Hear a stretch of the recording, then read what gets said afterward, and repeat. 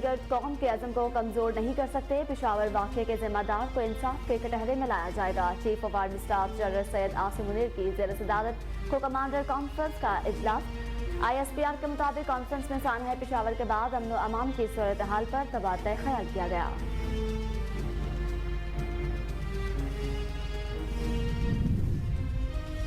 पेशावर धमाके की जिम्मेदारी कलदम तहरीक तालिबान खरासान ग्रुप ने कबूल की है। वज़ीर दाखिला राना सनाउल्लाह की कौमी असम्बली में गुफ्तगू।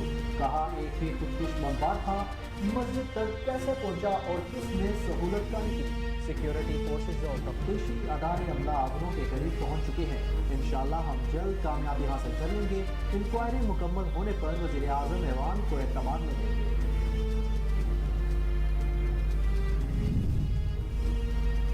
दहशतगर्दी के खिलाफ ज़र्ब गज़ब जैसे ऑपरेशन के लिए इत्तफाक़ राय पैदा करने की जरूरत है। वज़ीर दिफा ख्वाजा आसिफ का कौमी असम्बली में इज़हार ख्याल। पेशावर पुलिस लाइन मस्जिद पर खुदकुश धमाके में 100 अफराद की शहादत सानहा आर्मी पब्लिक स्कूल से कम नहीं। हमें माजी पर भी नजर डालने की जरूरत है और गलतियों का इतराफ़ करना चाहिए।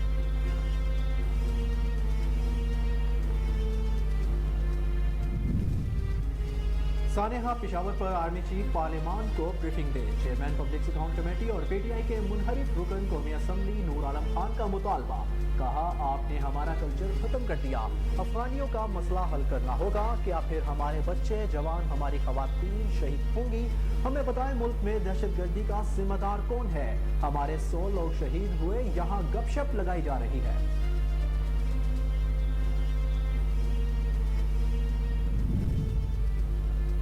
पेशावर की पुलिस लाइन्स की मस्जिद में होने वाले मुबैना खुदकुश धमाका, शहदा की तादाद 100 हो गई, मुतअद्दिद अफराद जख्मी हैं। तफसीलात के मुताबिक खौफनाक धमाके से मस्जिद की छत और अंदरूनी हाल मुनहदम हो गया।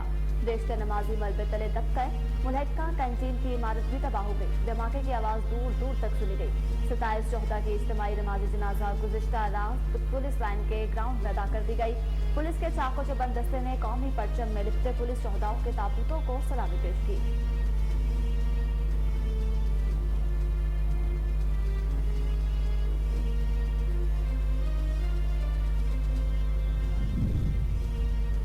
पेशावर पुलिस लाइन्स में धमाके की इब्तदाई तहकीकाती रिपोर्ट वज़ीर आज़म को पेश कर दी गई। CTD ने तमाम CCTV कैमरों की फुटेज हासिल कर ली।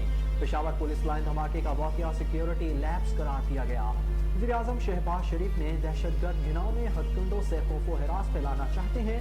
दहशतगर्द इंतहा पसंदी के खिलाफ हमारी कामयाबियों को नाकाम बनाना चाहते हैं। सियासती कुव्वतों के लिए पैगाम है, मुल्क दुश्मन अनासर के खिलाफ मुतहद हो जाए। हम अपनी सियासी लड़ाई बाद में लड़ लेंगे।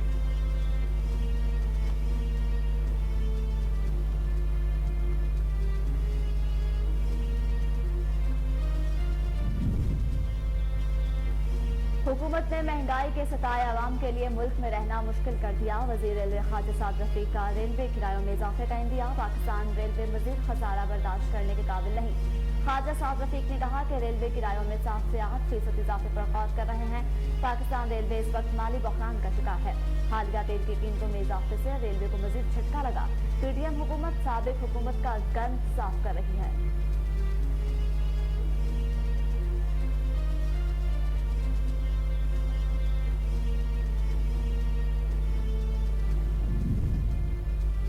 मजदूर की कम अज कम तनख्वाह 35,000 रुपए मुकर्रर की जाए। तनख्वाह मुकर्रर करने का सरकारी सतह पर फैसला, नोटिफिकेशन भी जारी। साबिक सदर आसिफ अली जरदारी का अपनी ही हुकूमत से मुतालबा। कहा, मौजूदा मुआशी सूरत हाल के पेश नजर हुकूमत अवाम की मुश्किलात के अजाले के लिए दो तुरस्त इकदाम उठाए। अवामी मसाइल हल करना, रिलीफ देना हुकूमत की जिम्मेदारी है। पाकिस्तान ने IMF से मुतालबात पर अमल दरामद के लिए मदद मांग ली। IMF के मिशन हेड नेथन पोर्टर की सरबराही में वक्त की वज़ीर ख़जाना इसहाक डार से मुलाकात हुई। पाकिस्तान की मुआशी सूरत हाल पर तबादला ख्याल। पाकिस्तान और IMF के दरमियान बातचीत में मुआशी अहदाफ पर भी गौर किया गया। चौधरी शुजात हुसैन ही मुस्लिम लीग काफ के सदर बरकरार, फैसला जारी। इलेक्शन कमीशन चौधरी शुजात की दरख्वास्त पर महफूज शुदा फला सुना दिया। चौधरी शुजात ने पार्टी सदारत से हटाने के खिलाफ इलेक्शन कमीशन को दरख्वास्त दायर की थी। इलेक्शन कमीशन ने हुक्म इम्तना पर चौधरी शुजात हुसैन को बहाल कर दिया।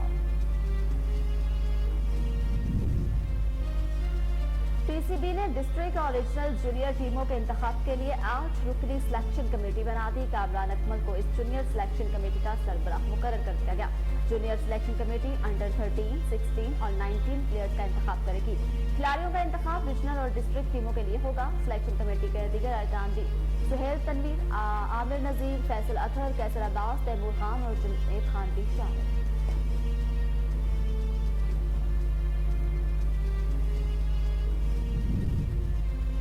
और नजरअंदाज क्रिकेटर्स को उम्मीद की किरण दिखाई देने लगी। पीसीबी के नए चीफ सिलेक्टर हारून रशीद ने साबिक कप्तान शुएब मलिक और फास्ट बॉलर मोहम्मद आमिर की टीम में वापसी से मुताल्लिक लब कुशाई कर दी।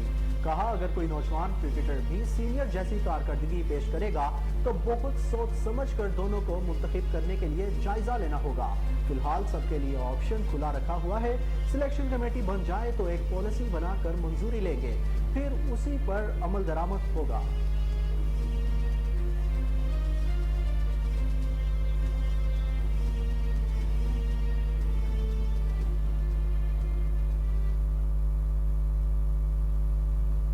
अस्सलामुअलैकुम, कोहिनूर न्यूज के साथ मैं हूं अहमद बिलाल मंच और मैं हूं मरियम शेख। हेडलाइंस आपने जानी। न्यूज बुलेटिन का बाकायदा आगाज करेंगे एक शॉर्ट ब्रेक के बाद। हमारे साथ रहिए।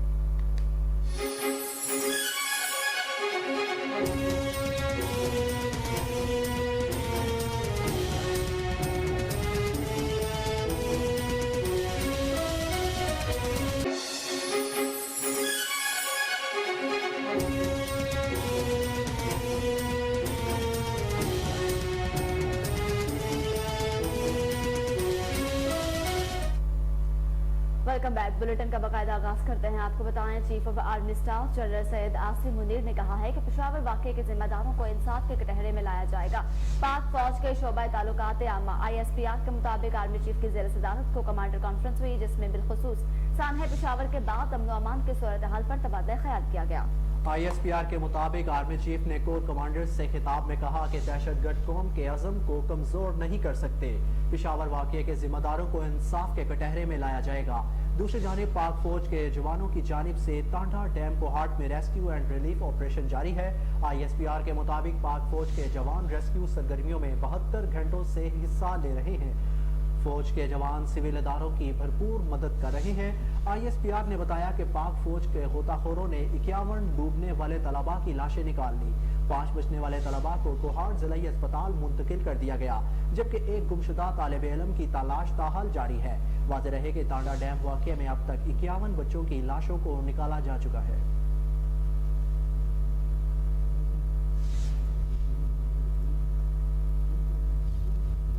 वज़ीर दाखिला राना सनाउल्लाह ने कहा है कि पेशावर धमाके की जिम्मेदारी कलअदम तहरीके तालिबान खरासान ग्रुप ने कबूल की है। कौमी असम्बली में सानेहा पेशावर के हवाले से मुनक्किदा इजलास में इजहार ख्याल करते हुए राना सनाउल्लाह ने कहा कि IG खैबर पख्तूनख्वा ने ब्रीफिंग में खदशा जाहिर किया है कि पुलिस लाइन्स के किसी रिहायशी ने खुदकुश बमबार के लिए सहूलत कारी की, ताहम अभी इस तहकीकात जारी है। बिल्कुल, वज़ीर दाखिला राना सनाउल्लाह ने कहा कि बम धमाके में 97 पुलिस एहलकार और अफसरान जबकि 3 सिविलियन शहीद हुए हैं। सिक्योरिटी फोर्सेज और तफ्तीशी इदारे हमलावरों के करीब पहुंच चुके हैं। इंशाअल्लाह हम जल्द कामयाबी हासिल करेंगे।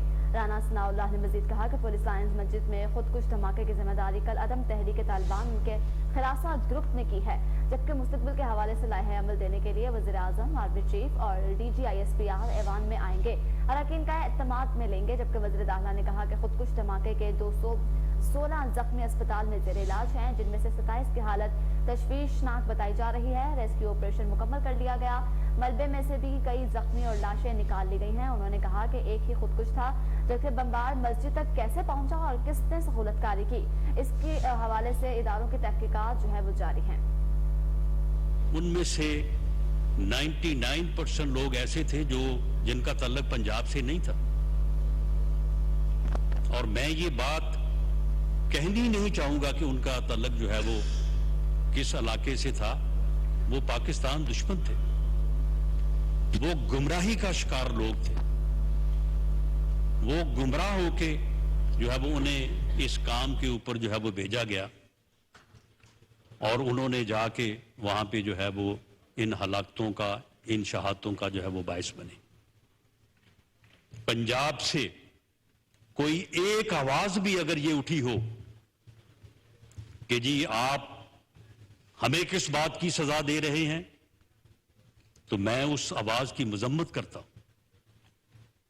मैं ऐसी हर बात को रद्द करता हूं कि जो ये बात जो है ये पेशावर और लाहौर के दरमियान की जाए, या पेशावर और रावलपिंडी या इस्लामाबाद के दरमियान की जाए।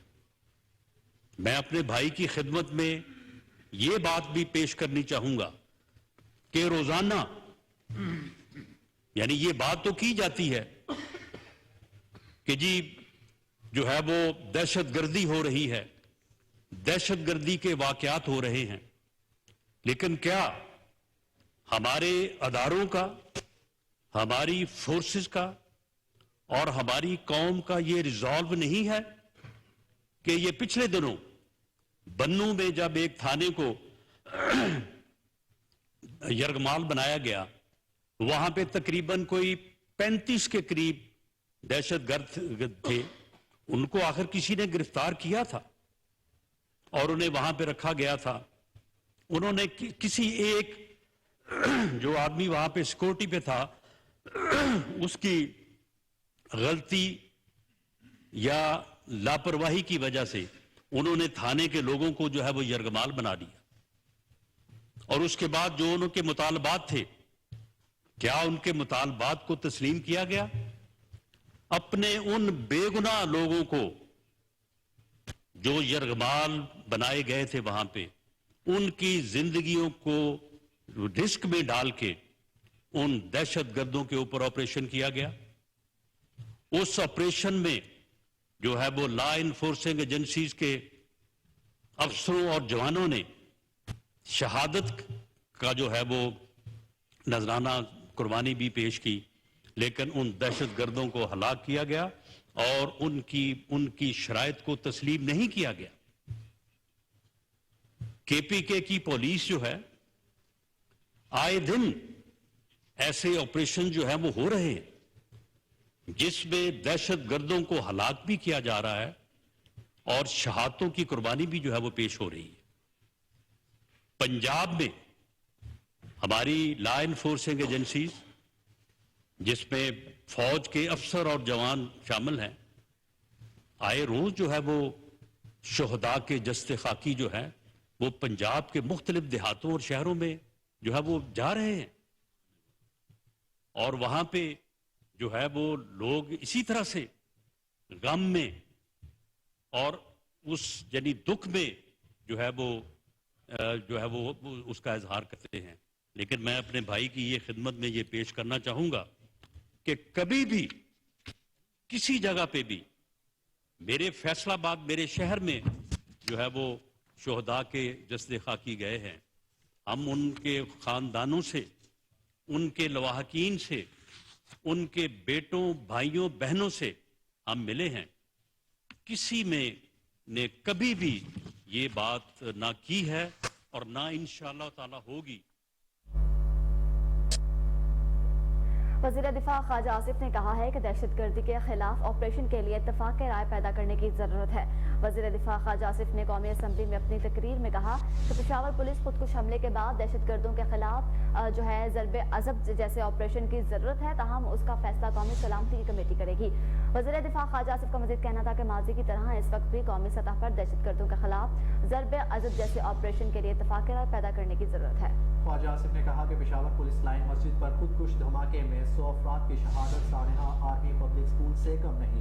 इस वक्त उनको तमाम इख्तलाफात के बावजूद इत्तफाक राय की जरूरत है। वज़ीर दिफा ने मजीद कहा कि APS सानेहा के वक्त भी तमाम सियासतदान इकट्ठे हुए थे, लेकिन हमें माजी पर भी नजर डालने की जरूरत है और गलतियों का एतराफ करना चाहिए। कि नमाजियों के ऊपर मस्जिद के अंदर इबादत के वक्त जो है कत्लेआम जो है ना हिंदुस्तान में होता है ना इजराइल में होता है, जो दुश्मन है हमारे, लेकिन पाकिस्तान में होता है, जहां पे जितने फिरके हैं उतनी दीनी जमातें हैं और वो सियासत में हिस्सा लेती हैं। हम सियासतदान भी कभी कभी कंफ्यूज हो जाते हैं कि किन्नु किन्नु खुश रखी।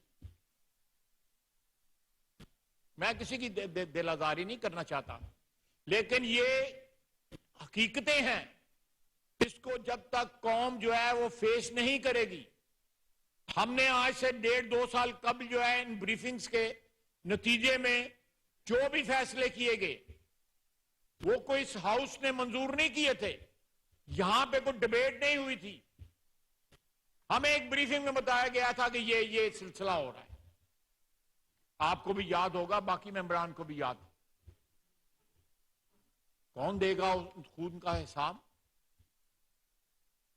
जो कल जो है पेशावर में बहाया गया? कौन उन सिपाहियों के लवाकीन को बताएगा कि उनके प्यारे जो है किस तरह शहीद हुए, या कौन आके उनको जो है उनकी जान ले गया? ये मरहला एक ऐसा मरहला है कि यहां पे इंट्रोस्पेक्शन की जरूरत है। हमें अपने गिरेबान में झांकना पड़ेगा कि हम कहां पे खड़े हैं।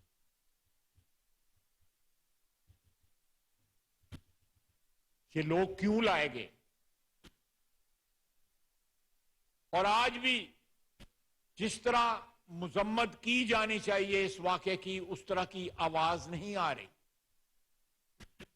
उसमें भी सियासी मसलत से काम लिया जा रहा है। जनाब स्पीकर, सारी कौम को मुत्तहिद होना चाहिए दहशतगर्दी के खिलाफ, फिर दहशतगर्दी का मुकाबला होगा। यह किसी एक फिरके या किसी एक तबके की जंग नहीं है, यह पाकिस्तानी कौम की जंग है।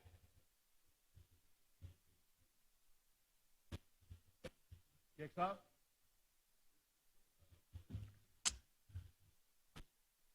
जी जनाब, ये सारी कौम की जंग है। यह किसी एक मजहब की जंग भी नहीं है। यहां पे दहशतगर्दी के शिकार जो हैं हमारी अकलियतें भी हुई हैं। हमने आपस में फिरकों की लड़ाई जो है, जो सारे मुसलमान हैं, हमने एक दूसरे की इबादत गाहों को जो है उड़ाया है। यह हमारी 15, 20, 25 साल की तारीख जो है इस बात की शहादत देती है कि इस जंग में कोई तफरीक नहीं है, कोई लकीर नहीं खींची गई हुई। हर चीज जो है कंफ्यूजन का शिकार हो गई है। दहशतगर्दी किसी मजहब को, किसी फिरके को की पहचान नहीं रखती। दहशतगर्दी को मजहब के नाम के ऊपर इस्तेमाल किया जाता है मासूम जानों को लेने के लिए। मैं ये मुक्तदर आह्वान है, यहां पे मेरे बाद भी तकारीर होंगी। ये सिर्फ डिबेट नहीं रहनी चाहिए, ये ऐवान जो है हुकूमत को जो है रहनुमाई फरमाए कि ये दहशतगर्दी का किस तरह हमने मुकाबला करना है। हमारी अफवाज ने पहले भी अमन डिलीवर किया। बेशुमार कुर्बानियां, 83,000 शहादतें हैं फौज की, फौजियों की, पुलिस की।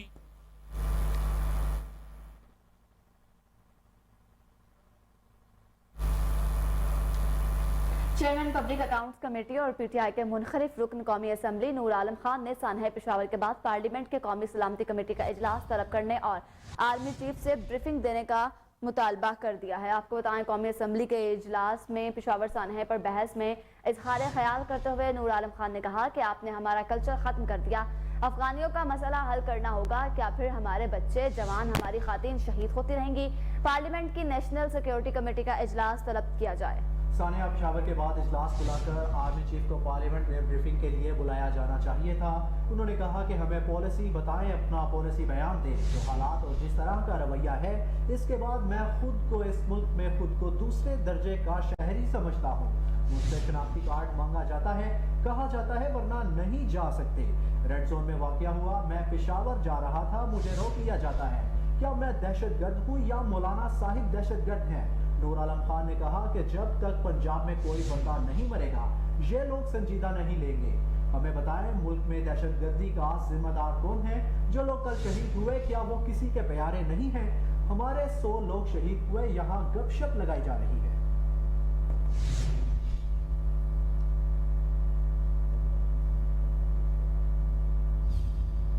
बुलेटिन में आगे बढ़े और आपको बताएं कि सूबा खैबर पख्तूनख्वा के दारुल हुकूमत पेशावर की पुलिस लाइंस की मस्जिद में होने वाले मुबैना खुदकुश धमाके में शोहदा की तादाद 100 हो गई, जबकि मुतादिद अफराद जख्मी हैं। तफसीलात के मुताबिक अमन दुश्मनों ने पेशावर के इंतहाई हिसास इलाके पुलिस लाइंस की मस्जिद में पीर के रोज ऐन उस वक्त धमाका किया जब वहां नमाज ज़ोहर अदा की जा रही थी। खौफनाक धमाके से मस्जिद की छत और अंदरूनी हॉल मुनहदिम हो गया। बेशतर नमाजी मलबे तले दब गए। मुल्लिका कैंटीन की इमारत भी तबाह हुई, जबकि हर तरफ अफराद तफरी फैल गई। धमाका इस कदर खौफनाक था कि आवाज दूर दूर तक सुनी गई। धमाके के फौरी बाद पुलिस, सिक्योरिटी, रेस्क्यू इदारे के अहलकार मौका पर पहुंचे और शोहदा और जख्मियों को निकालकर लेडी रीडिंग अस्पताल मुंतकिल किया, जबकि पेशावर के तमाम अस्पतालों में इमरजेंसी नाफिज कर दी गई। इब्तदाई इत्तलात के मुताबिक हमलावर थाने के मरकजी दरवाजे से दाखिल होकर 3 से 4 हिफाजती कितारें अबूर करके मस्जिद तक पहुंचा। धमाके में शहीद होने वाले पुलिस अफसरान और जवानों में से इब्तदाई तौर पर 27 शोहदा की इज्तिमाई नमाज जनाजा गुज़िश्ता रात पुलिस लाइन के ग्राउंड पे अदा कर दी गई है। पुलिस के चाको चौबंद दस्ते ने कौमी परचम में लिपटे पुलिस शोहदा के ताबूतों को सलामी पेश की।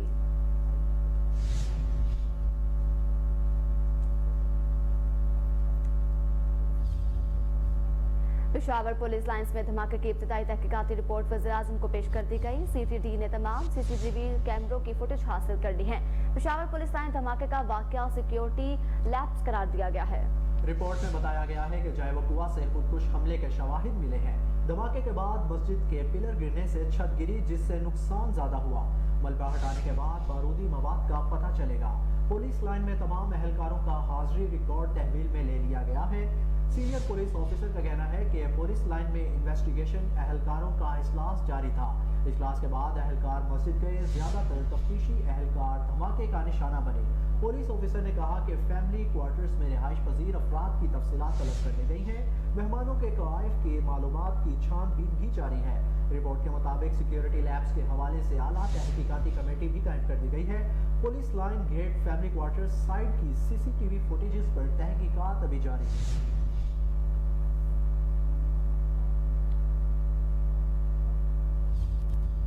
दूसरी तरफ वज़ीर-ए-आज़म मियां मोहम्मद शहबाज शरीफ ने कहा है कि दहशतगर्द घिनौने हथकंडों से खौफ व हिरास फैलाना चाहते हैं। समाजी राब्ते की वेबसाइट ट्विटर पर अपने बयान में वज़ीर-ए-आज़म शहबाज शरीफ ने कहा कि दहशतगर्द इंतहा पसंदी के खिलाफ हमारी कामयाबियों को नाकाम बनाना चाहते हैं। वज़ीर-ए-आज़म शहबाज शरीफ ने मजीद कहा कि सियासती कुव्वतों के लिए पैगाम है कि मुल्क दुश्मन अनासर के खिलाफ मुत्तहिद हो जाए। हम अपनी सियासी लड़ाई बाद में लड़ लेंगे।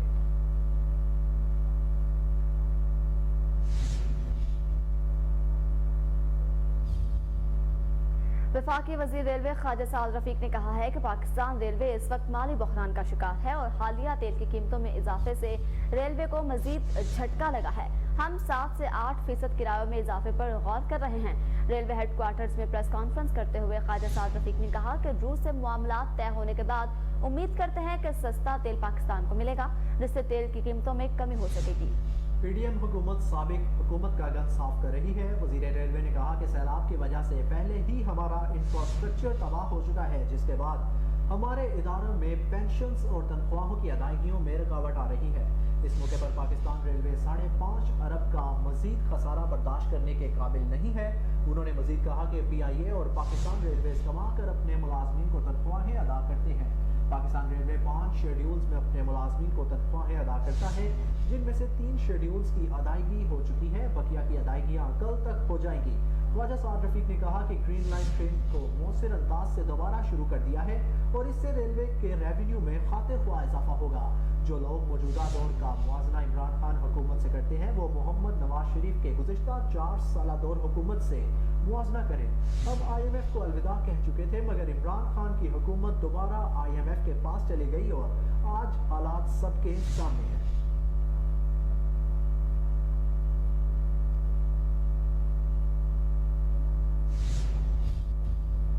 पेट्रोल की कीमत बढ़ने के बाद साबिक सदर आसिफ अली जरदारी ने मजदूर की तनख्वाह 35,000 रुपए मुकर्रर करने का मुतालबा कर दिया। साबिक सदर आसिफ अली जरदारी ने अपने इत्तेहादी हुकूमत को तजवीज़ दी कि मजदूर की कम अज कम माहाना तनख्वाह 35,000 रुपए मुकर्रर की जाए। 35,000 लाजमी तनख्वाह मुकर्रर करने का सरकारी सतह पर फैसला किया जाए। आसिफ जरदारी ने कहा कि मौजूदा मुआशी सूरत हाल के पेश नज़र हुकूमत आवाम की मुश्किलात के हसाले के लिए दोनों रस्त इक़दाम उठाए। अवामी मसाइल हल करना, रिलीफ देना हुकूमत की जिम्मेदारी है।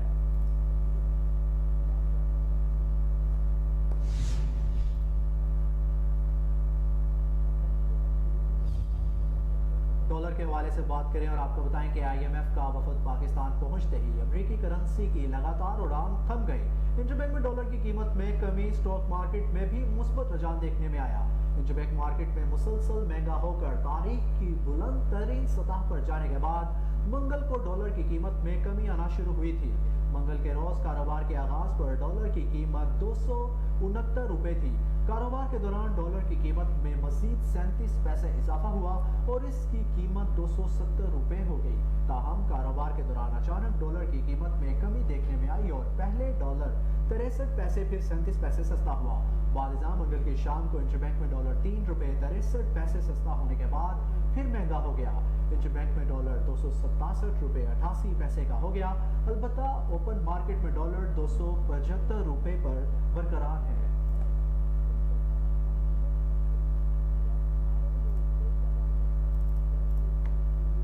पाकिस्तान ने IMF से मुतालबात पर अमल दरामद के लिए मांग लिया है। IMF के मिशन हेड नितिन पोर्टर की सरबराही में वफ्द ने वज़ीर ख़जाना इसहाक डार से मुलाकात की, जिसमें पाकिस्तान की मुआशी सूरत हाल पर तबादला ख्याल किया गया। मुज़ाकरात में सेक्रेटरी ख़जाना हामिद यकूब शेख, वज़ीर मुमलिकत आयशा गौस पाशा समेत वज़ीर आज़म के मुख्तलिफ ख़ुसूसी तारिक पाशा और तारिक बाजवा ने भी शिरकत की, जबकि मुलाकात में अमनवी इक़्तिसादी जायज़ा मुज़ाकरात के शेड्यूल और ख़त-ओ-ख़ाल पर तबादला ख्याल किया गया।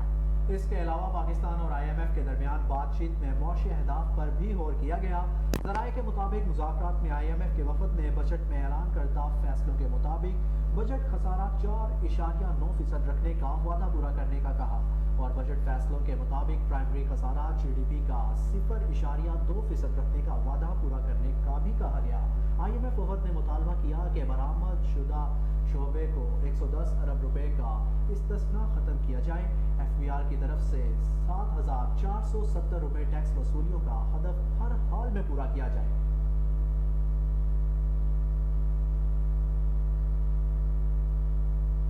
इलेक्शन कमीशन ऑफ पाकिस्तान की जानिब से चौधरी शुजात हुसैन के मुस्लिम लीग काफ के सदर होने या ना होने से मुताल्लिक फैसला सुना दिया गया है। चौधरी शुजात हुसैन पार्टी के सदर बरकरार रहेंगे। इलेक्शन कमीशन चौधरी शुजात की दरख्वास्त पर महफूज शुदा फैसला सुनाएगा। इलेक्शन कमीशन ने गुज़िश्ता बरस अगस्त में फैसला महफूज किया गया था। चौधरी शुजात ने पार्टी सदारत से हटाने के खिलाफ इलेक्शन कमीशन को दरखास्त दी थी। इलेक्शन कमीशन ने हुक्म में इम्तना पर चौधरी शुजात हुसैन को बहाल किया था। वज़ीर आला सिंध मुराद अली शाह ने कहा है कि मेरी ख्वाहिश है कि कराची का मेयर पीपल्स पार्टी का हो। यहाँ के अवाम जैसा चाहेंगे वैसा मेयर आएगा। जो भी मेयर बनेगा हम इसके साथ ताउन करेंगे। कराची में मीडिया से गुफ्तगू करते हुए वज़ीर आला सिंध मुराद अली शाह ने कहा कि इलेक्शन कमीशन बल्दियाती इलेक्शन के अगले मरहले की तरफ जल्द जाए। इलेक्शन की ताखीर में हमें कुछ मजबूरियाँ थी। पहले हो जाते तो हम ज्यादा सीटें जीत लेते। वज़ीर आला सिंध ने कहा कि कराची का इंतजाम एक जयाले ने संभाला और फर्क नजर आया। MQM से कहा था कि इलेक्शन में हिस्सा लें। मुराद अली शाह ने कहा कि अगर MQM इलेक्शन में हिस्सा लेती तो हमारी इससे ज्यादा सीटें होती।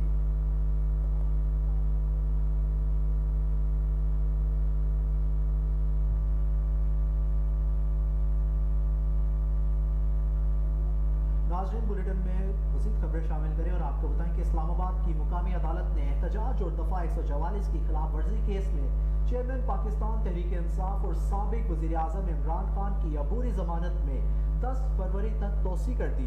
सेशन कोर्ट में राजा जवाद अब्बास हसन ने एहतजाज और दफ़ा 144 की खिलाफ वर्जी केस की समाअत की। दौरान समाअत बाबर अवान ने कहा कि तिबी बुनियादों और सिक्योरिटी मसाइल के बायस इमरान खान पेश नहीं हो सकते, जिस पर अदालत ने चेयरमैन PTI की अबूरी जमानत में 10 फरवरी तक तोसी कर दी।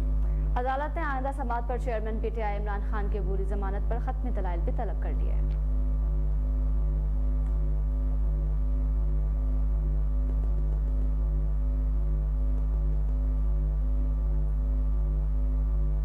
बुलेटिन में खबरें और भी हैं, लेकिन वक्त हुआ है एक शॉर्ट ब्रेक का। हमारे साथ रहिए।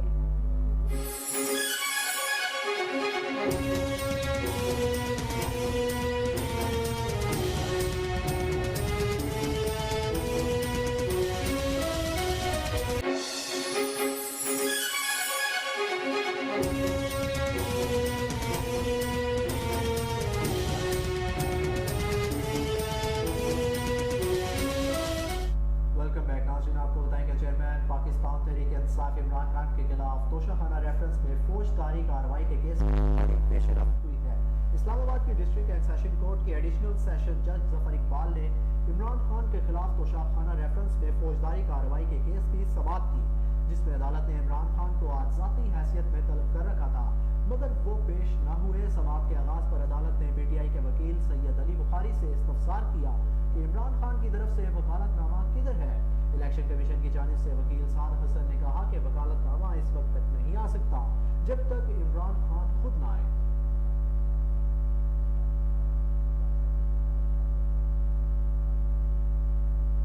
आईजी पंजाब और आईजी इस्लामाबाद ने फवाद चौधरी के खिलाफ दर्ज मुकदमात की तफसीलात लाहौर हाई कोर्ट में जमा करवा दी। फवाद चौधरी के खिलाफ रिकॉर्ड के मुताबिक 5 मुकदमा दर्ज हुए। रिपोर्ट जो है वो निजी इदारे ने हासिल कर ली है। पंजाब में फवाद चौधरी के खिलाफ 3 मुकदमात और इस्लामाबाद में 2 मुकदमा दर्ज हुए। फवाद चौधरी के खिलाफ 2 मुकदमात खारिज, 1 में बेगुनाह और 2 मुकदमात जेरल तबाह है। आईजी पंजाब के मुताबिक फवाद चौधरी के खिलाफ 2 मुकदमात खारिज हो चुके हैं। जेहलम में 13 अक्टूबर 2022 को दर्ज होने वाला मुकदमा खारिज हो चुका है। फवाद चौधरी के खिलाफ 25 सितंबर 2022 को फैसलाबाद में दर्ज मुकदमा भी खारिज हो चुका है। रिपोर्ट के मुताबिक फवाद चौधरी के खिलाफ 30 अप्रैल 2022 को दर्ज होने वाले मुकदमे में भी उनको बेगुनाह करार दे दिया गया है। आईजी इस्लामाबाद ने अदालत को बताया कि 22 अगस्त 2022 को फवाद चौधरी के खिलाफ थाना आगपारा में मुकदमा दर्ज हुआ, जबकि दूसरा मुकदमा 25 जनवरी 2023 को थाना कोहसार में दर्ज हुआ। इस्लामाबाद की बैंकिंग अदालत ने ममनुआ फंडिंग केस में साबिक वज़ीर-ए-आज़म इमरान खान की अबूरी जमानत में 10 फरवरी तक तोसी कर दी है। अदालत ने रिमार्क्स दिए कि 10 फरवरी को इमरान खान ना आए तो जमानत खारिज कर देंगे और 10 फरवरी को नई दरख्वास्त भी लाने की कोशिश ना करें, हम जमानत फिर खारिज कर देंगे।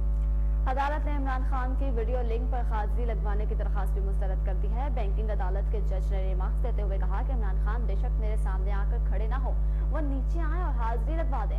जज ने कहा अपना माइंड पेशगी जाहिर करना, कहीं यहाँ जो मर्जी बताएं, बता दिया ना आए तो जमानत खारिज होगी। इमरान खान के वकील ने दलाइल देते हुए कहा कि 10 फरवरी को एक और समाअत भी है, तारीख कोई और दें। जज ने कहा मैं अपना ऑर्डर लिखवा चुकी हूँ, तारीख बदलनी है तो दरखास्त दें।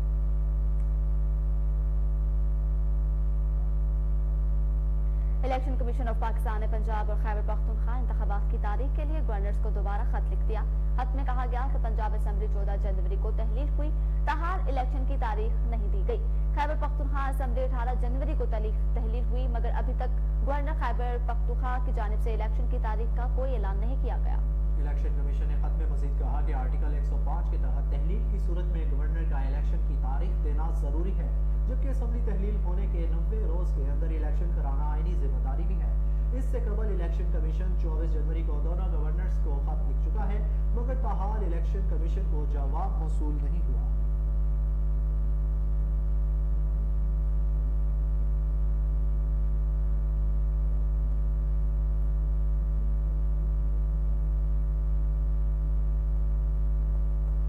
आपको बताएंगे नवाब टाउन PRU का डाकुओं से आमना सामना। 2 डाकू गिरफ्तार। डाकू फूड पांडा डिलीवरी बॉय से गन पॉइंट लूट मार कर रहे थे। तर्जमान डॉल्फिन के मुताबिक PRU टीम 15 को कॉल पर मुतवक्का मौसूल कॉल हुई, जिस पर डाकुओं की PRU टीम पर शदीद फायरिंग हुई। अहलकार मौजूदा तौर पर महफूज रहे। डाकुओं की फायरिंग से PRU की गाड़ी पर 5 फायर लगे। PRU जवानों ने जान की परवाह न करते हुए डाकुओं का ताक़ुब जारी रखा। जिम्मेदारी का मुजाहरा करते हुए जो कि इंचार्ज L ब्लॉक के हमरा दोनों डाकुओं को राउंड अप कर लिया गया। SHO नवाब टाउन भी बर वक्त मौका पर पहुंच गए। मुल्जिमान से असलहा छीने गए, मोबाइल बरामद कर लिए गए। डाकू अपने ही साथी की फायरिंग से टांग पर फायर लगने से जख्मी हो गया। डाकुओं ने एक के बाद दीगरे नवाब टाउन के इलाके में 2 वारदातें की। तर्जमान डॉल्फिन के मुताबिक डाकुओं के कब्जे से पेस्टल और 7 मोबाइल मोटरसाइकिल बरामद कर ली गई है और डाकुओं को गिरफ्तार करके थाना नवाब टाउन हवाले कर दिया गया है।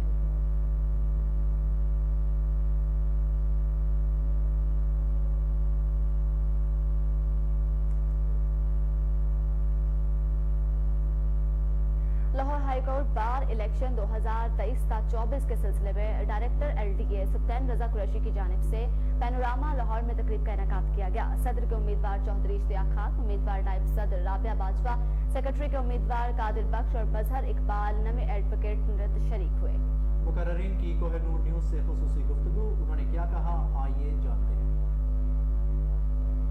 सबसे पहले तो मैं आज के मुंतज़मीन सुल्तान शाह साहब अपना अम्मार लंगा साहब, अपना मदर नौल साहब और नवीद भाई, ये LDA के वो दोस्त हैं जो प्रोफेशनल दोस्त हैं हमारे साथ। इन्होंने वकालत की है, इन लोगों ने अपनी इज्जत पाई है, ये LDA का काम बेहतरीन अंदाज में करें। आज इन्होंने अपने तमाम दोस्त यहाँ पे अपने ऑफिस में इकट्ठा किया उनको और हमें अपना कैंडिडेट अनाउंस किया।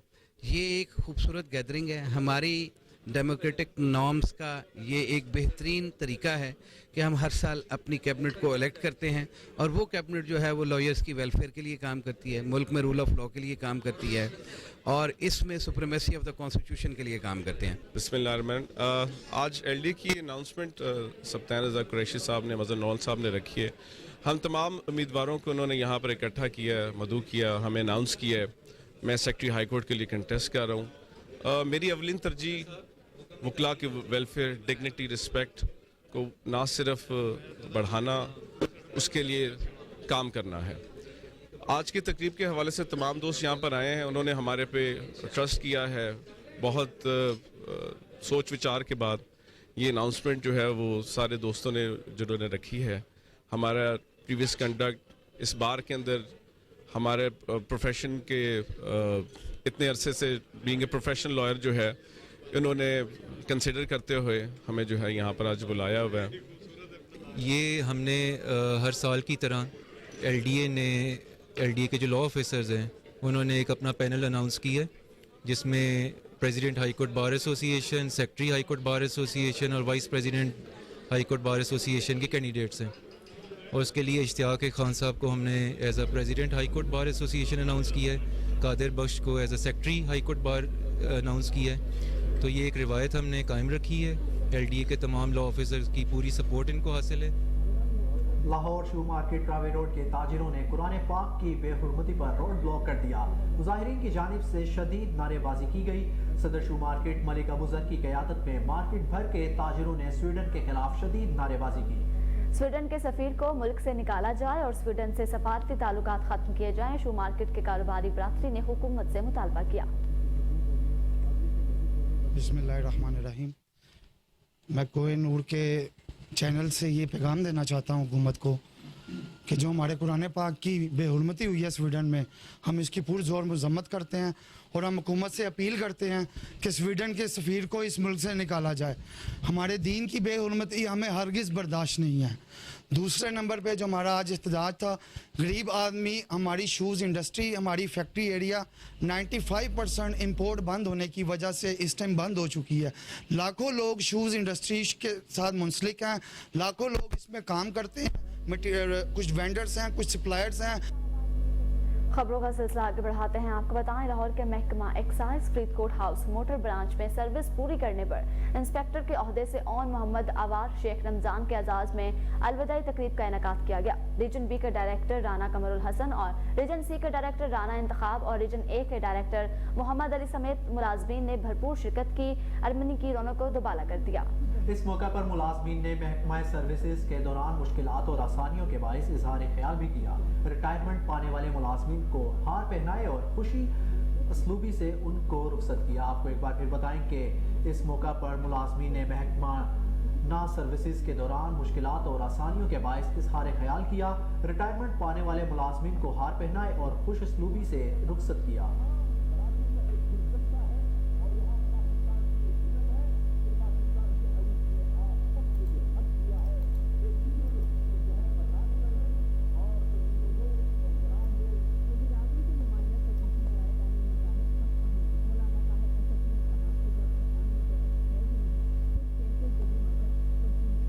मुल्की मईशत आए रोज बद से बदतर होने लगी।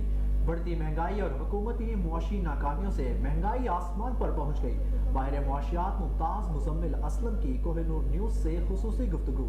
कहा, IMF की शराइत सख्त है। मौजूदा हुकूमत अवाम को मजीद महंगाई की जानिब ले जा रही है। मजीद देखते हैं इस हवाले से इस रिपोर्ट में। जी, इस वक्त हम बात करेंगे PTI की माशी टीम के जो सरबराह हैं उनसे कि इस वक्त मुल्की जो मौजूदा सूरत हाल है, माशी इशाइये भी ठीक नहीं है और पाकिस्तान को IMF जो है वो कर्जा भी देने को तैयार नहीं है। पाकिस्तान के वज़ीर आज़म ने जिनेवा में जाके बड़े बड़े दावे किए कि जो है हमें 10 अरब मिल रहा है, इतने मिल रहे हैं, लेकिन उसके बरक्स IMF हमसे मुज़ाकरात करने में क्यों नाकाम है? देखिए, उसकी बुनियादी वजह यह है कि पूरी दुनिया अपने आवाम से टैक्स लेती है और अपनी आवाम को जो है उस टैक्स की बुनियाद पे अपने मुल्क को चलाती है। अब वो जो है वो कहते हैं कि हमने ठेका नहीं उठा के रखा हुआ कि हम अपनी आवाम को टैक्स लगाएं और आपको जो है वो पैसे उठा के देते हैं और आप उसको जो है अपने अमीर और अशराफिया पे खर्च करें और अपनी अमीर और अशराफिया पे टैक्स ना लगाएं। ये कल सऊदी अरब ने भी डावोस में जो है उधर बात कर दी है और वो भी एक जो मुल्क था जिसने पूरी ज़िंदगी कभी टैक्स नहीं लगाया, वो भी टैक्स लेना शुरू हो गए। और दूसरी तरफ हम यहाँ कहते हैं जी हम अभी टैक्स नहीं लगा सकते, अभी ये है मसाइल, वो है मसाइल। तो ये चीज़ जो है दुनिया को इस वक्त खटक रही है और IMF भी जो है 23 प्रोग्रामों के बाद पहली दफ़ा जो है अड़ गया है और वो कहता है कि जब तक आप इन चीज़ों पर फैसला नहीं करेंगे हम आगे नहीं बढ़ेंगे। हमारी हुकूमत इस वक्त जो है वो कहती तो है कि हमने रियासत को देख रहे हैं, सियासत को नहीं देख रहे। मेरे ख्याल से दोगलापन है, वो सिर्फ सियासत को देख रहे हैं और उनको अपने आने वाले दिन अपने इलेक्शन वो ज़्यादा प्यारे हैं बजाय मुल्क, और जो है उसके चक्कर में जितने बड़े बड़े माफियाज हैं उनको रिलीफ दिए जाते हैं, टैक्स नहीं लगाया जाता उन पे। जो इमरान खान ने भी टैक्सेस लगाए थे वो भी इन्होंने वापस ले लिए। ट्रैक एंड ट्रेस था, जैसे कारखानों से चीज़ जाती थी, पॉस जो मशीनें लगाई थी बड़ी बड़ी दुकानों में, इन्होंने वो उसको भी स्लो करा दिया।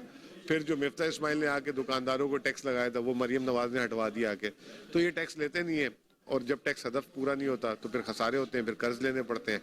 अब वो कर्ज कोई कितना देगा आपको? जैसा कि आप बता रहे हैं कि मुल्क डिफॉल्ट की तरफ जा रहा है, 4 अरब हमारे पास रिजर्व रह गए हैं। अगर IMF से हमारी डील नहीं होती तो आप क्या समझते हैं कि मुल्क डिफॉल्ट हो जाएगा? एक इसमें और भी क्वेश्चन ऐड कर लें कि ओगरा ने 74% गैस बढ़ाने की समरी जो है वो वफाकी हुकूमत को भेज दिया। अगर वफाकी हुकूमत मानती नहीं है तो 40 दिन बाद तो उसका जो है नफाज फिर भी हो जाएगा। ये 2 क्वेश्चन है, आप इनका भी जवाब दें। देखिए, बात ये है कि जो गैस वाली बात है, इस वक्त गैस जो है हम बाहर से मंगा रहे हैं और अभी 6 महीने में हम नहीं मंगा पाए क्योंकि गैस यहाँ हम सस्ती बेच रहे हैं और जिसकी वजह से गर्दिशी कर्जा भी बढ़ रहा है।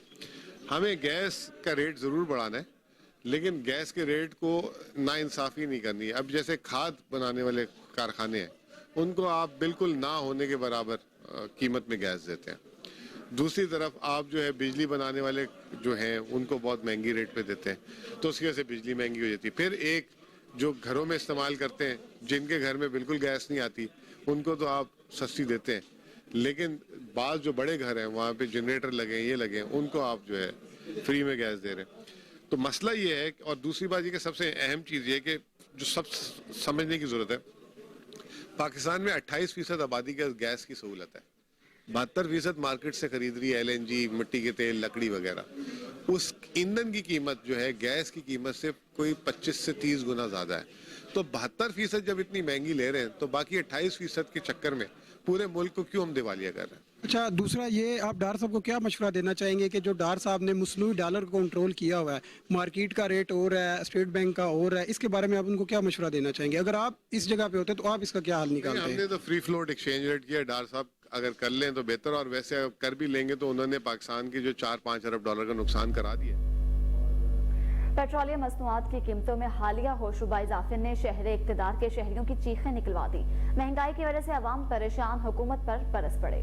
शहरियों की कोहिनूर न्यूज से खुसूसी गुफ्तगू, मजीद जानते हैं इस रिपोर्ट में। दिन ब दिन बढ़ती हुई महंगाई से स्थायी अवाम पर हुकूमत ने पेट्रोल बम क्या गिराया। पहले से परेशान अवाम की चीखें निकल गई। पेट्रोल और डीजल की हालिया कीमतों में होशरुबा इजाफे के बाद अवाम का सब्र जवाब दे गया।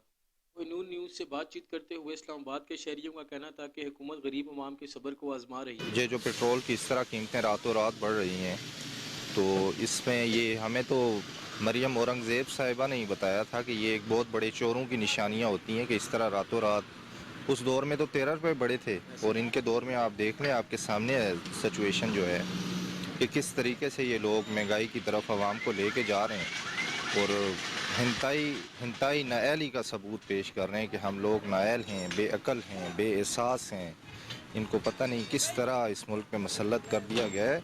और मैं हैरान हूँ आवाम के ऊपर कि वो इनको किस तरह कबूल कर सकती है। ये जो छोटे तबके के लोग हैं इनके लिए नाइंसाफ़ी है।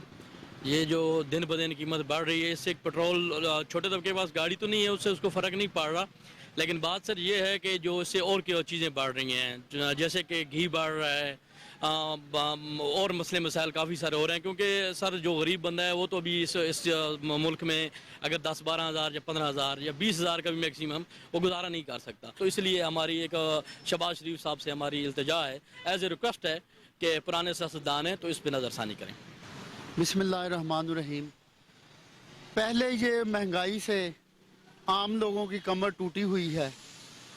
ये जितने भी लोग हैं जिनकी छोटी मोटी गाड़ी है, कोरे है, कल्टस है, XLI है, ये मिडिल तबका है। इन्होंने पता नहीं कितनी मुश्किल हालात से गाड़ी खरीदी हुई है। अब जब पेट्रोल की कीमत बढ़ी है तो इनकी कमर टूट गई है। खुदारा ये पेट्रोल कोई भी चेक एंड बैलेंस नहीं है। वो अपने केस खत्म करने में लगे हुए हैं, ये अपनी कुर्सी के पीछे लगे हुए हैं। अवाम जो बेचारी महंगाई में, पेट्रोल की कीमतों में, आटे में, इसमें पिस गई है। अवाम का कहना था कि दिन ब दिन हुकूमत गरीब शहरियों पर बोझ डाल रही है। आखिर कब तक हुक्मरानों और अशराफियों। कुछ खबरें खेलों के मैदान से आपको बताएंगे। पाकिस्तान क्रिकेट बोर्ड ने डिस्ट्रिक्ट और रीजनल जूनियर टीमों के इंतखाब के लिए 8 रुकनी सिलेक्शन कमेटी बना दी। कामरान अकमल को इस जूनियर सिलेक्शन कमेटी का सरबराह मुकर्रर कर दिया। Junior selection committee under 13, under 16 और अंडर 19 प्लेयर्स का इंतखाब करेगी। खिलाड़ियों का इंतखाब रीजनल और डिस्ट्रिक्ट टीमों के लिए होगा। सिलेक्शन कमेटी के दीगर अरकान में सुहेल तनवीर, आमिर नजीर, फैसल अतर, कैसर अब्बास, तैमूर खान और जुनेद खान भी शामिल है।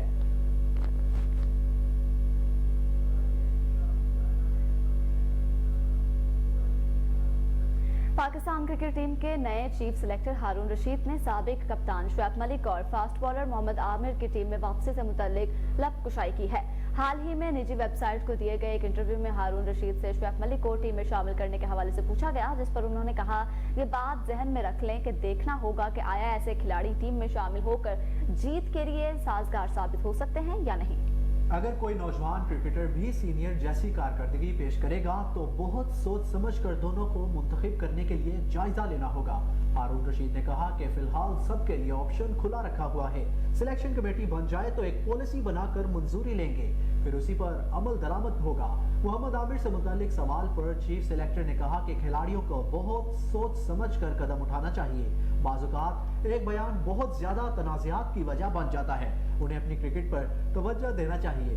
सब खुद को अच्छा खिलाड़ी समझते हैं और सोचते हैं कि उनको 11 या 16 में शामिल होना चाहिए, मगर सिलेक्शन मखसूस कंडीशंस में टीम की जरूरत पर होती है। जी बिल्कुल, आपको एक बार फिर से बताएं कि हारून रशीद ने कहा है कि फिलहाल सबके लिए ऑप्शन खुला हुआ है। सिलेक्शन कमेटी बन जाए तो एक पॉलिसी बनाकर मंजूरी लेंगे, फिर इसी पर अमल दरामद होगा। मोहम्मद आमिर से मुतालिक सवाल पर चीफ सिलेक्टर ने कहा खिलाड़ियों को बहुत सोच समझकर कदम उठाना चाहिए। बाज़ औक़ात एक बयान बहुत ज्यादा तनाज़ात की वजह बन जाता है। इन्हें अपनी क्रिकेट पर तवज्जो देना चाहिए। सब खुद को अच्छा खिलाड़ी समझते और सोचते हैं, उनको 11 या 16 में शामिल होना चाहिए, मगर सिलेक्शन में खसूस कंडीशंस में टीम की जरूरत पर होती है। अगर आमिर भी अच्छा खेलें तो टीम में वापस आ सकते हैं। उन्होंने मजीद कहा कि मुझे आमिर का हालिया स्टेटस मालूम नहीं, मैंने सुना था कि वो अपनी रिटायरमेंट वापस ले रहा है। अगर ऐसा है तो अच्छा है कि वो खेल रहा है। अगर वो परफॉर्म करेगा तो टीम का हिस्सा बन जाएगा।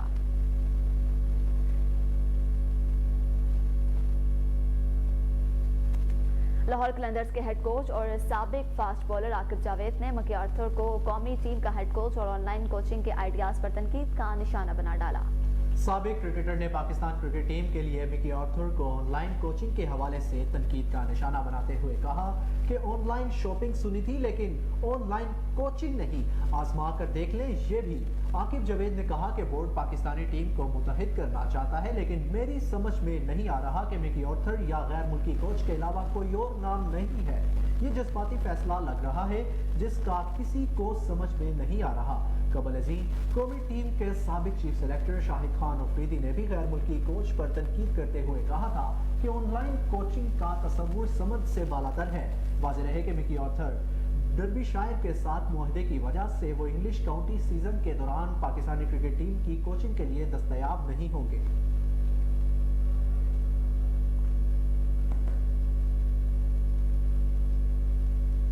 इसी के साथ न्यूज़ स्टूडियो से फिल वक्त इतना ही। मज़ीद अपडेट्स और खबरों से बाखबर रहने के लिए देखते रहिए कोहिनूर न्यूज़।